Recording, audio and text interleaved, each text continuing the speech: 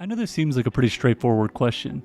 It's the guys with the weapons. And honestly, for most of military history, it was pretty easy to distinguish the line between military and civilian targets. However, that all started to change during World War I with the first use of an airplane in combat. Those first planes didn't have much firepower, but in the next global conflict, that would all change. World War II saw the first use of long-range bombers capable of delivering heavy payloads to distances never before imagined. Suddenly, military and political leaders had the capability to strike at the enemy's heartland by skipping over the front lines. That opened up a whole new possibility on how to win a war, and what was fair or foul, morally. Before I go into the progression of thought that led to citywide destruction by heavy bombers, I need to go into a military concept called centers of gravity.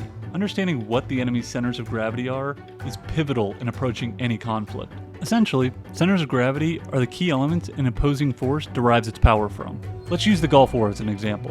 In 1991, Saddam invaded Kuwait, and US-led coalition forces opposed him. In order to defeat Saddam, General Norman Schwarzkopf figured he needed to hit the key elements of Saddam's regime, aka Iraq's centers of gravity. Command and control, or how the Iraqi leadership communicated with their troops in the field. Key infrastructure, so oil fields, electric plants, roads, bridges, pretty much everything that made Iraq a functioning modern society. The Republican Guard, Saddam's best and most loyal troops. Weapons of mass destruction. Yes, he did have those at one point. Biological and chemical weapons were a favorite of Saddam to maintain his power and fear. Looking at each one of those, you get a very clear military picture of what actually the opposition requires to exist as a fighting force. Iraq was a top-heavy dictatorship with high level of conscripted troops. So if the Iraqi leadership is no longer in direct contact with field troops, those field troops will become paralyzed. Without power or transportation ability, not only will it be hard to supply the troops in Kuwait with the basic necessities, but also the home government is undermined because it won't be able to supply the basic necessities to the civilian population. The Republican Guard was Saddam's only true, reliable fighting force. Like I said, the vast majority of his military were conscripts, which aren't really well suited for offensive operations. If the Republican Guard is eliminated, Saddam's ability to exert influence in the Middle East is gone. Dictators also rely heavily on the perception of power. Nothing is scarier to a general population or to surrounding countries than the ability to deliver horrific mass casualty weapons to the field. Looking in depth at each one of those elements, you can start to visualize the pillars of a regime. And if you pull those pillars out, down goes the regime. Think about any war in history, and you can find where the centers of gravity lay for both sides. The centers of gravity vary from case to case, but one element that is present in all centers of gravity of all modern militaries is industrial capacity. After all, a country's industrial centers are what make the guns, ammunition, tanks, planes, etc. If the industrial heartland stops producing, then it's only a matter of time until the force in the field cannot hold out. The saying goes, men fight and win battles, but logistics win wars. However, for a long time, hitting the industrial heartland meant marching your army there, and that was accomplished by either maneuvering around the enemy or going straight through them. That is until long-range heavy bombers were born. Suddenly you have a very real capacity to skip over the enemy's frontline troops and level their industrial capacity. With that eliminated, the troops in the field would simply wither on the vine and die. It is hard to understate just how revolutionary planes were to warfare. But with new technologies and capabilities comes a whole host of questions of how to best utilize them and where should the line be drawn. Here's a story to capture just how much potential military leaders were being tempted by. On St. Paddy's Day in 1936 in Pittsburgh, there was a flood. This flood destroyed a factory owned by Hamilton Standard, which was the country's principal manufacturer of a spring used in making variable pitch propellers, a basic equipment on most airplanes at the time. Because Hamilton Standard could no longer make that spring, no one could make that spring. And without that spring, no one could make airplanes. The Pittsburgh flood brought the whole aeronautics industry to a grinding halt. Powerful impact for something so small. Now think about that from the perspective of a military leader. If we bomb the right target at the right time, there's a chance we can cripple the enemy with precision.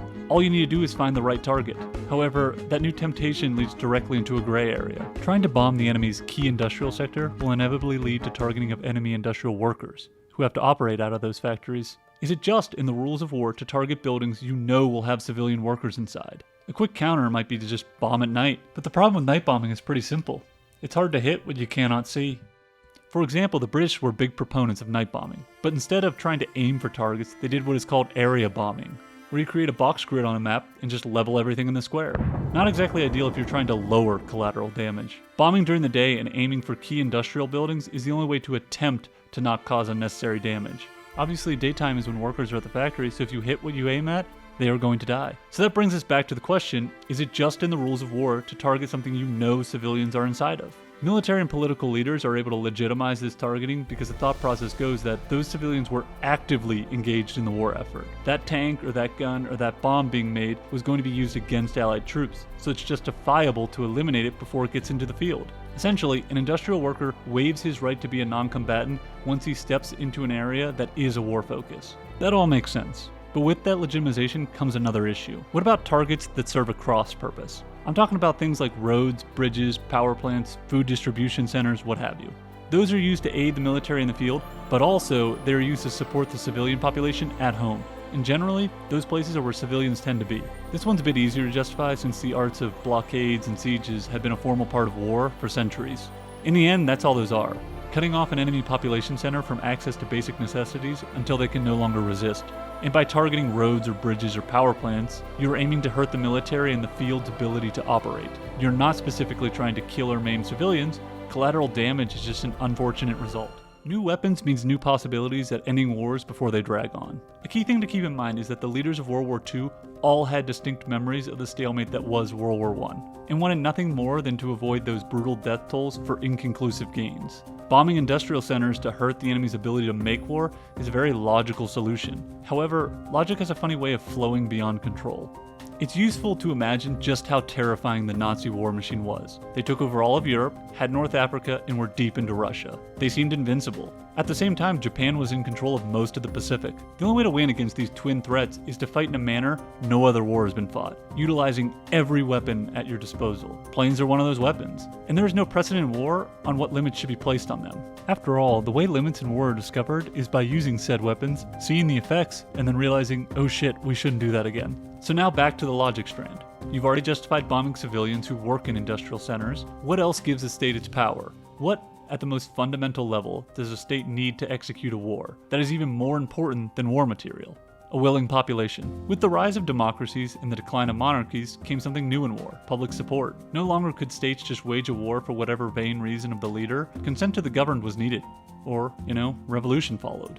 Military leaders were theorizing how to best eliminate this public support. And one of the logical conclusions is to take away the main basic element a government is supposed to provide: safety. By bringing the war to the people, rather than letting it be some kind of distant, out-of-sight, out-of-mind conflict, leaders reasoned they could wear down public support for the enemy regime. What this all means is that instead of just targeting key industries, what if they targeted large urban areas where the general population lived? This kind of bombing would leave behind the logic of collateral damage and embrace a specific targeting of civilians in order to truly bring the war to their doorstep. Now I know what you may be thinking. That's barbaric, and there's no way that could have been logically justified. Well, think about this scenario. Say you can make a series of precise strikes that end a war in a month, but the downside is 50,000 civilians will die because of your strikes. That seems bad, right? But if you don't do the strikes, the war drags on for a year with 5,000 people dying every month, and then what do you have? That brings the total to 60,000 dead by the end of the war. Using that basic math logic, you could argue it is more humane to do the quick strike burst, because even though more die in one instant, you are saving more lives over the long term. Plus, that doesn't even factor in the cost in money or property destruction a year-long war entails over just a month-long one.